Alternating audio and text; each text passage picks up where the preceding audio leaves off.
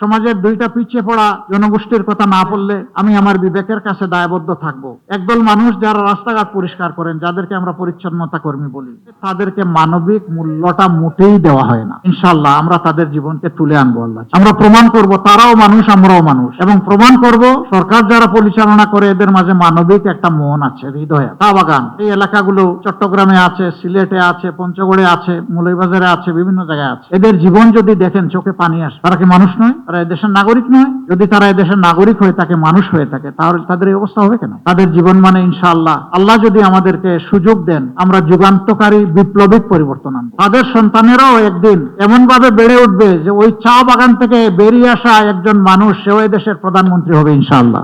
তাহলেই সমাজের প্রতি ইনসাফ হবে। আমাদের এখানে পাহাড় সমতল নিয়ে কথা আছে। দেশ খুবই ছোট, বিপুল সংখ্যক জনবল আমাদের। এই দেশে পাহাড় এবং সমতলের ব্যবধান আমরা ঘুচিয়ে সমতল করতে চাই। এই রেশারেশি হিংসা দূর করতে চাই। পাহাড়ে যারা বসবাস করেন, তারা যদি তাদের ন্যায্য পাওনা থেকে বঞ্চিত হয়ে থাকেন, তাহলে অগ্রাধিকার ভিত্তিতে আমরা তাদের হাতে তাদের পাওনা তুলে দেবো ইনশাআল্লাহ। তারা যেন আস্থা এবং গর্বের সাথে মনে করে এই দেশটা আমার, এ দেশ আমাকে গড়তে হবে। কিন্তু হয়তোবা কিছু ক্ষেত্রে তাদের ন্যায্যতা থেকে তারা বঞ্চিত হওয়ার কারণে তাদের এই দুর্বল জায়গায় টোকা দিয়ে কেউ কেউ তাদেরকে খেপিয়ে তুলে দেশের বিরুদ্ধে ক্ষতি করার চেষ্টা করে, এবং পাহাড়ে একটা অশান্তি লেগে আছে। আমরা সেই অশান্তি আর দেখতে চাই। আমরা এই অশান্তির অবসান চাই। এই পাহাড় রক্ষা করতে গিয়ে আমার জানা মতো 10,000-এর অধিক সেনাবাহিনীর সদস্যদেরকে জীবন দিতে হয়েছে।